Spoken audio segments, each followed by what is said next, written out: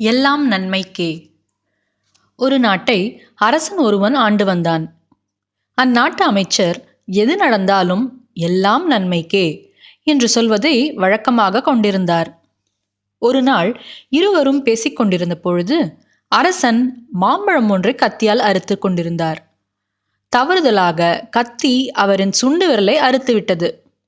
வலி தாங்க முடியாமல் அரசன் துடித்தார். வழக்கம் போல் அமைச்சர், அரசே, எல்லாம் நன்மைக்கே என்று கூறினார். இதை கேட்டு கோபமடைந்த அரசன், நான் விரல் வெட்டுப்பட்டு துடிக்கிறேன், எல்லாம் நன்மைக்கே என்று சொல்கிறாயா?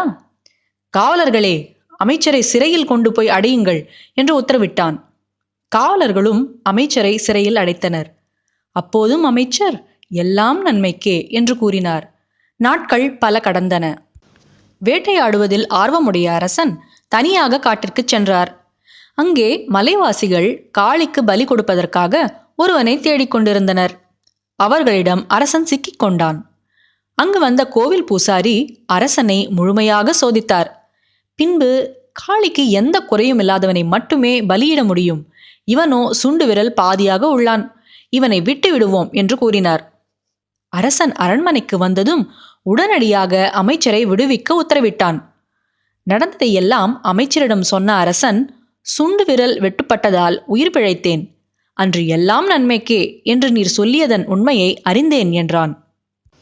அரசே, என்னை நீங்கள் சிறையில் அடைத்ததும் நன்மைக்கே.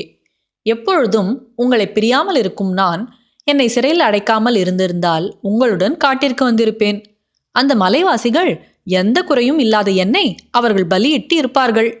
நீங்கள் என்னை சிறையில் அடைத்ததால் நான் உயிர் பிழைத்தேன் என்றார் அமைச்சர்.